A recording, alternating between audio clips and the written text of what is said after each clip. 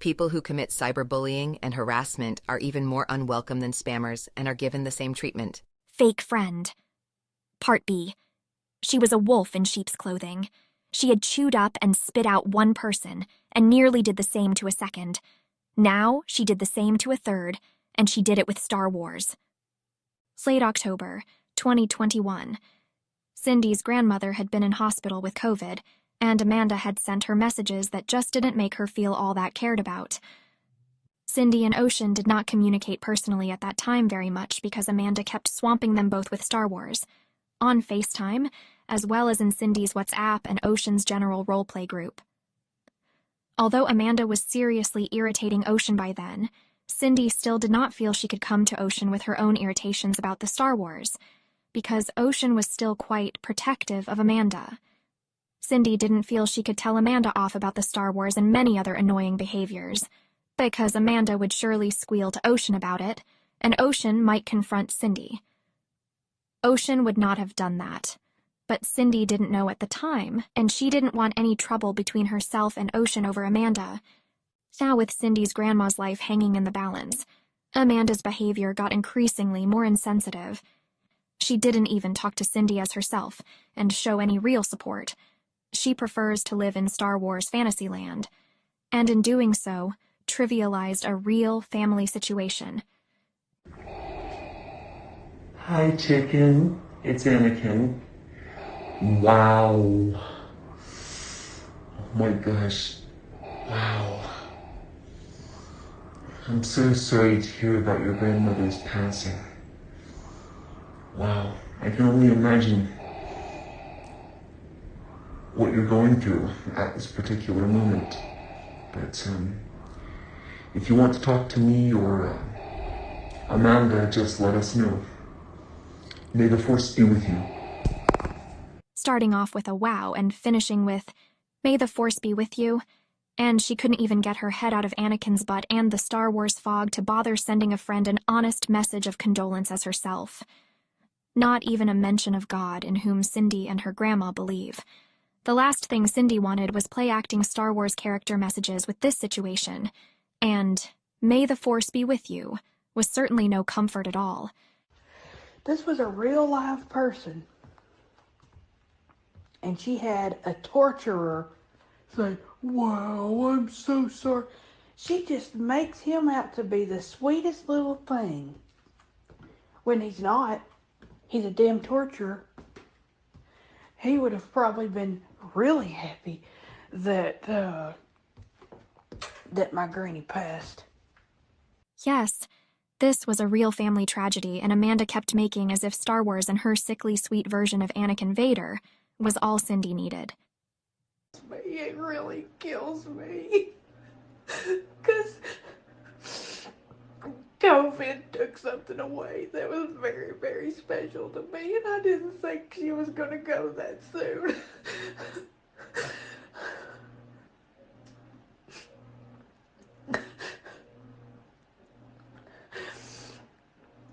And of all things, Amanda actually had Anakin say, Oh, wow. Wow. I'm so sorry to hear about your grandmother's passing.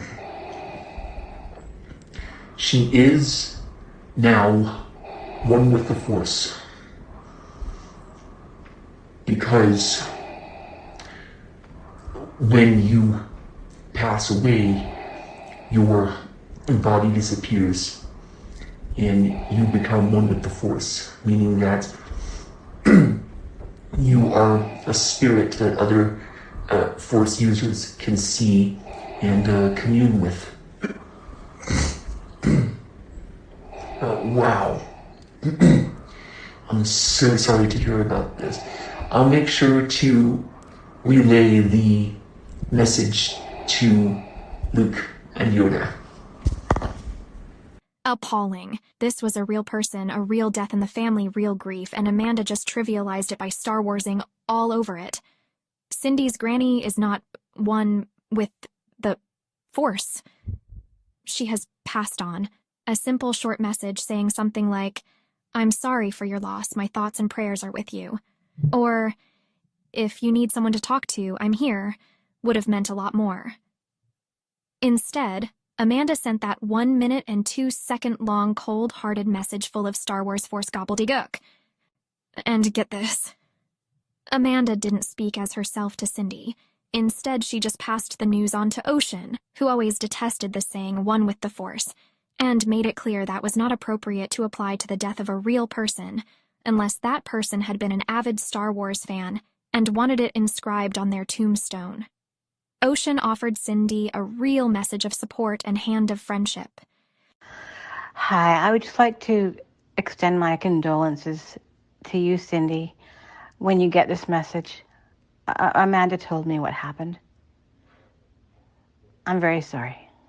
From then on, Cindy and Ocean began to communicate more, and their friendship grew. They did their best to tolerate Amanda since she was so needy, but it was getting harder all the time. And if Ocean had known how much Amanda had been drowning Cindy in Star Wars and Anakin, and especially that she had her Star Wars characters actually saying "one with the Force" directly to Cindy concerning her grandma, Ocean would have blown her stack.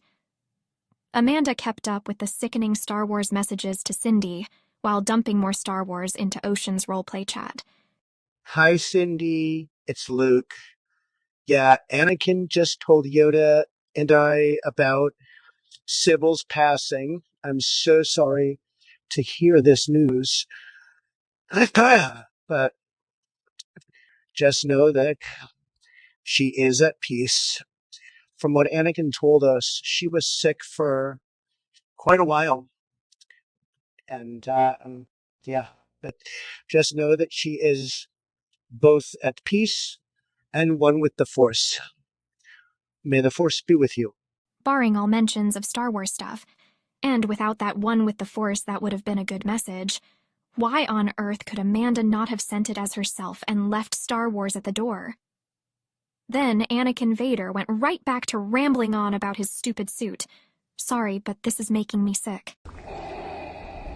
Yeah, thanks for the compliment about the suit. Yeah, I'm now in white instead of black, which is actually good because the black, oof, that was mighty hot. Wow. Plus, not to mention, it didn't fit right, and it caused me a lot of pain. My cybernetic limbs would actually snag on my flesh when I would move, and it would hurt. It would just pull, and it would hurt really bad. But, yep, I'm in a much more comfortable suit now, and it feels much better than my other one did. In fact, my other one was destroyed. I asked Luke to torch it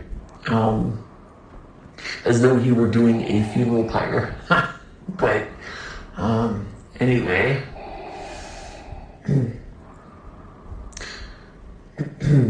I hope to talk to you soon.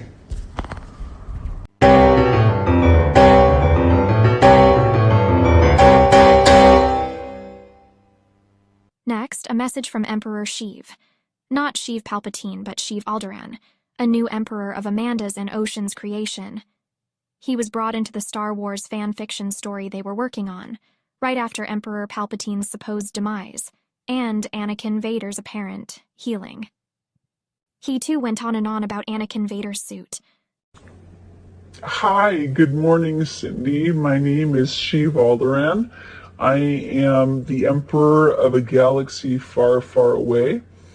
I first met Anakin when I was at the medical center doing something else, because sometimes I help the medical droids with things that they need help with. When I first met Anakin, they told me about the suit that he was in, and I said, no, this has to be taken care of. He cannot stay in that black suit forever. We've got to change the color of his suit to let people know that he is redeemed. He is no longer Darth Vader. Plus, we're going to update the suit by removing all torture devices, and we're actually going to destroy the black suit, because not only was the suit a life support system, but it was also a torture device as well. You know how you answer nature's call? Well, as punishment, Anakin's excrement was recycled back into his body, and it was very painful. It hurt really bad for him. And there were other ways that Palpatine would punish Anakin as well if he was not pleased with him. And it was just heartbreaking, because Anakin literally took me through everything. And I was like, no, no, no, we cannot have that. We need to let the galaxy know that you, Anakin Skywalker, are redeemed and are no longer a Sith. While Anakin did a lot of terrible deeds on the dark side, on his breastplate, written in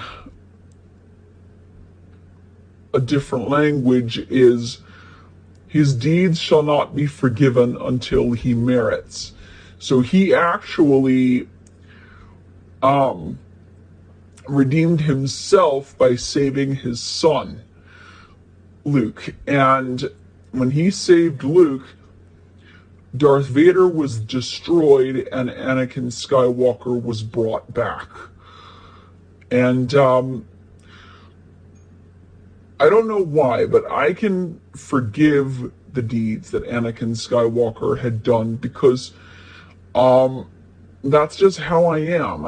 And Anakin is doing quite well. If you want to know more about the suit, or if you want to hear the sound of his respirator by itself, let us know, and we can do that for you. But anyway, again, my name is Shiva Alderaan. I'm sure Amanda has told you about me, and it's very nice to meet you. A 3-minute, 35-second long message, and he completely lost the plot. Emperor Sheev Alderaan never saw Anakin Vader in the suit, so never said anything about it. He only got whooshed into the healing scene, and it was clear Amanda was drunk on Anakin, and Ocean was ready to tear her own hair out. Amanda was trying to make it all about Anakin, and Ocean was pulling in the opposite direction. I never got on board with the whole corny, stupid redemption crap. So Anakin gets redeemed just because he saved one person, his own son. Oh, big, fat, hairy deal. If it had been anybody else's son, he would have just stood by and let it happen. Probably joined in. He does not get to be a good guy, in my opinion, because that would make all the others he destroyed in utter terror and agony not count at all. Anakin Vader didn't just haul off and act out of extreme passion and ruin one person's day. He tortured and killed en masse and gloated about it over and over again. Redeemed. My foot. As for that infernal suit business, Vader wasn't all that bad off. If he could commit all kinds of sadistic crap while in it, I'm not convinced he was in all that much pain. His innards could have healed beneath the suit, and he'd just go along merrily, being a murderous tyrant along with his master Sidious, whom he didn't have to follow in the first place. That was his bad choice. Amanda and I never got along trying to role play and write this crap. And that new emperor we made up, I specifically said he was against all sadistic acts and never meant to fawn all over freaking Anakin, who does not get to claim he and Vader are not the same person as far as I'm concerned. You commit atrocities, it doesn't matter what name you go back to, saving one person, your own kid, no less, does not wipe the slate clean. You're still the person who committed torture and murder. And here's where one of Amanda's many outrageous double standards shows itself. She was not at all forgiving toward anyone who hurt her feelings. She went on and on to me for years about how she hated Maheen, and especially Avery, for creating internet drama. Amanda went on about those two guys as if they had committed crimes against humanity. But Anakin Darth Vader gets a complete pass from her because she's so flipping sorry for him over that damn stupid bloody suit. Sure, Amanda, let's just ignore that Anakin Darth Vader, quote, Skywalker, end quote, is a sadistic, genocidal maniac. Not. Role-playing with Amanda was often not just annoying, but nauseating. She had every character falling all over themselves to shove their heads up Anakin's backside, and he just lapped it all up. She had almost no use for Leia, who was usually handled by me. But when Amanda had the chance, she even bastardized Leia, turning her into Anakin's adoring, simpering little daughter. Ugh, he tortured her, and Amanda forced her into this, my daddy Anakin is redeemed, and I totally forgive him, schlock. She was even willing to get rid of my original Ocean character, who was the only one to tell it like it is, until I said I wanted to call it quits with the role play. She backtracked and begged me not to toss in the towel if we just dropped the Anakin crud. I agreed, but she still tried to sneak him in the back door through unnecessary references. I put that down as well, but it didn't stop Amanda. She could always get her Anakin adoration fix elsewhere. One of the people she forced that tripe on was Cindy. And the first thing Amanda said to me when she excitedly told me she and Cindy were role-playing was, and she likes Anakin. Cindy didn't want to hurt Amanda's feelings, so kept quiet and just went along. And Amanda took that as being cool with Anakin. It was bad enough contending with Amanda's fangirling all over that freaking stupid Anakin. But to find out, she carried this garbage onto Cindy, who needed support from a real friend, not this idiotic Star Wars crap, makes me sick. She did that because she Star Wars-es everyone. And I was not giving in and coddling her sick infatuation with Anakin Darth Vader. So she thought she would go to Cindy and get her fixed that way. And this was especially tasteless since it was done, as Cindy was going through the devastation of her grandma's sickness and passing. Anakin's a piece of crap. We all know that. And this fangirl, the fangirl of Anakin, she don't take a hint. She does not care. Amanda thinks of herself as some kind of empath, but she is at the opposite end, showing strong narcissistic traits. She is far more sorry for a ruthless fictional tyrant than she is for a flesh and blood friend going through the intense sadness and grief of losing a loved one. That is cold. Amanda and Ocean managed Sheev in very different ways. In Ocean's handling, Sheev was, except for one scene, a kind man who never brown-nosed Anakin, and was passionately against sadistic acts. The exception was where Ocean had Sheev argue with Ocean over Anakin. But she revealed that he had done it under duress from Anakin, who mind-force tortured him. Under Amanda's handling, Sheev was just another insipid Anakin bootlicker. It is easy to tell who is managing characters in their Star Wars roleplay story. Amanda writes Emperor Sheev Alderaan's entrance just after Anakin Vader is healed. So that debunks all that sickening Anakin-worshipping drither she made Sheev say to Cindy about having fussed so much over Anakin's suit. She tends to have trouble keeping her stories straight.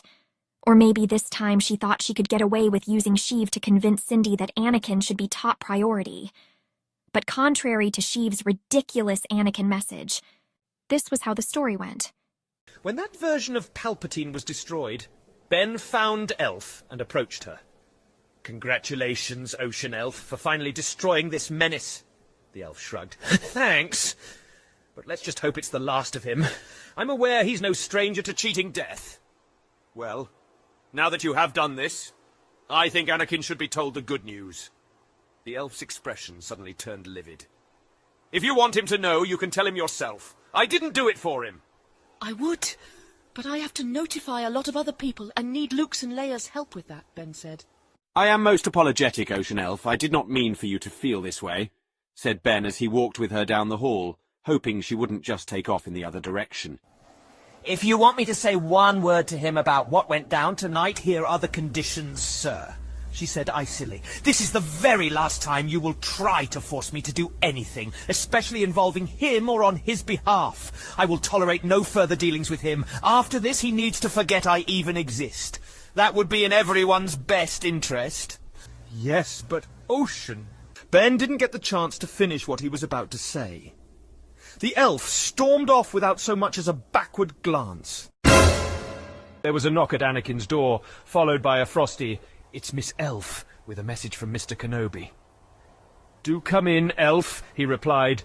The elf entered. Her annoyed expression changed to confusion when she actually saw him. His respiration mask was gone, his face was pink with new skin, but his arms and legs were covered by nightclothes and a Jedi robe over those.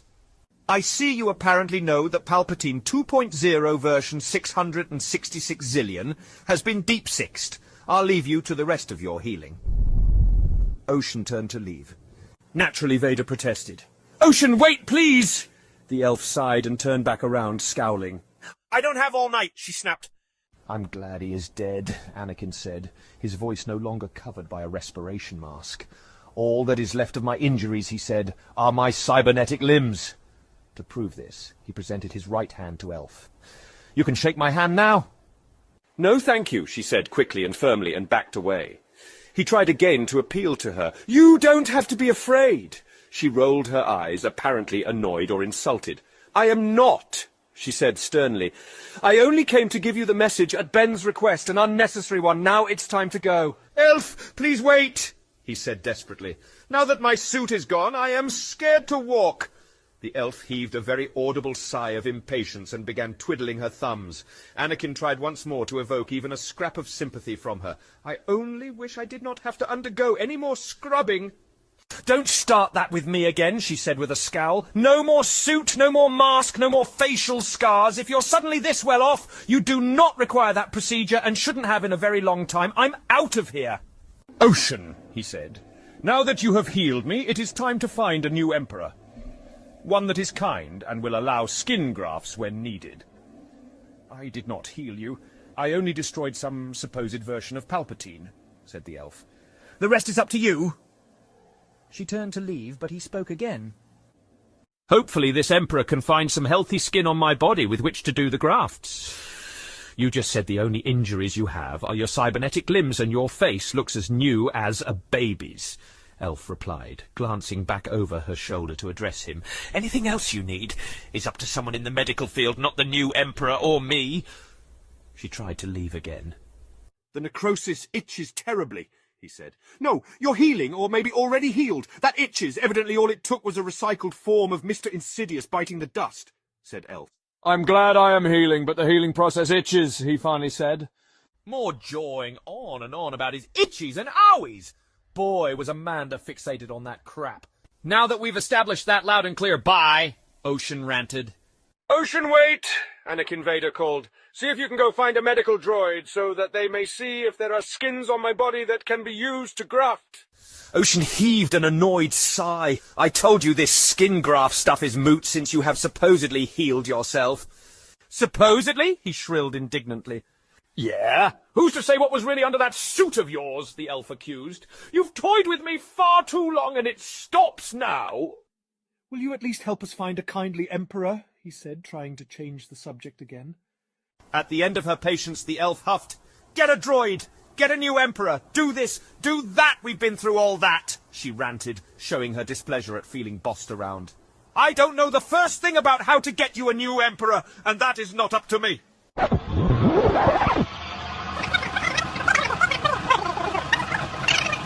"Didn't you say something about helping us to find an old shaman?" "You're the one who said it. I don't even believe in that shamanism stuff. Now you've healed yourself, you don't need him anyway," Elf said abruptly. "Can you at least help us look for an emperor?" Luke asked, approaching Anakin but looking imploringly at the elf. "Oh, great. Now Luke just suddenly shows up." Elf threw her hands up in the air. She looked about to blow her top. "If I've said it once," she raised her voice, "I've said it 100 times. No, I cannot, for crying out loud. I don't know anybody out here, so haven't the foggiest freaking idea where or how to start with that, understand?" She fumed. "I'm done. I'm going back home as soon as my stuff is packed, and His Highness wants a medical droid, or 2 or 3 or 20. You might want to take care of that before he works himself up into a stroke." With that, the elf turned to storm out. And once again, Amanda just gets someone new to arrive out of the blue. A well-dressed older man stood in the doorway, blocking the exit. "Who are you?" Elf made way, but looked warily at him.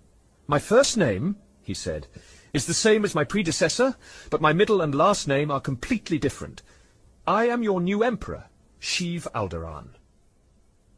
Utterly baffled at how this was all happening, Elf said to him, "Pleased to meet you, sir. I am just called Elf." Turning back to scowl at Anakin and Luke, she sneered, "Well, I guess that settles it then. All problems solved just like that. What Anakin wants, Anakin gets." "It is nice to make your acquaintance, Miss Elf," said the new Emperor. She looked apologetically back at Sheev. "Thank you. I'll leave you to get down to business," she replied. "You're not going already?" Luke protested. The elf looked at him. "I've been here far too long as it is. Can we at least keep in touch?" Luke asked. "If you like," the elf replied coolly. "I'll leave my business card for you on the dresser in the room where I was staying." "We will be," Anakin added. The elf turned to look coldly at him. "That offer is not open to you, sir! Good night!" "I could mind choke you for refusing me," Anakin Vader bluffed. "Try that, and you'll go the way of that form of Palpatine! You've done a bunch of unspeakable stuff, and don't give me this Sidious made me do it crap. Then you kidnapped me, thinking you might get me feeling too sorry for you to remember all that stuff, so I just run circles around you like everybody else does here. Well, it won't work." "Ocean!" Anakin called after her. "Have a nice life," she called back coolly, and hurried away without a backward glance. Anakin sighed, hearing her quick, decisive steps echoing down the hall. "My goodness," Sheev said, feeling overcome by Anakin's pure blue-eyed stare. "It looks as though you have healed well. I will also ban those laws made by my predecessor and put new ones in place. I saw a little of the annihilation of my predecessor, and I would like to thank the elf that helped you achieve it, Anakin, and congratulate you on healing so quickly." There were no more messages to Cindy from Emperor Sheev at this time, but that didn't mean the Star Wars had stopped. "Hi there, Cindy. My name is Ahsoka Tano. I am friends with Anakin. In fact, Anakin is like my brother. In fact, he and I have a brother-sister relationship. He he affectionately calls me Snips. Because when we first met, it was actually quite hilarious. When we first met, I was always really snippy with him, and he didn't not take kindly to that at all. And it was like, okay, Skydie. And Anakin's like, "What did you just call me?" It's hilarious. Nothing more than a big Anakin fangirl. What a nauseating bubble-headed message. She didn't even have the decency to give Cindy any condolences at all. Hi there. Good morning, Cindy. Anakin Skywalker here. I'm just getting up and starting my day. Things are going well. Your friend has her orientation this afternoon, and I hope and pray that it goes well for her. I'm glad she got the job. Yep, I'm doing good. They're updating my suit still. I'm still in the white armor instead of the black. So they're making sure that that fits comfortably. But yeah, I'm not sure if I have to wear a mask yet, though. I sure hope not. I hope I can breathe on my own. But if I have to wear a mask, it'll probably only be at night. Because sometimes you have to wear a mask at night or during the day. But anyway, how are you? Since when would Anakin give two craps about some nobody in her job situation? Considering his status in Star Wars, we would all be nobodies to him. And again, he droned on about that infernal suit. It's because she was tortured by Anakin Vader. Leia hated him. So what Amanda did to her character was absolutely stomach-turning. Amanda has her kissing Anakin's feet like everyone else. Hi, Cindy. My name is Leia Organa Solo. I am Luke's sister, Anakin's daughter, and the wife of Han Solo. It's very nice to meet you. Now, I have forgiven Anakin for what he has done because Amanda says that even though someone has done something as horrible as the things that he has done, sometimes you must forgive.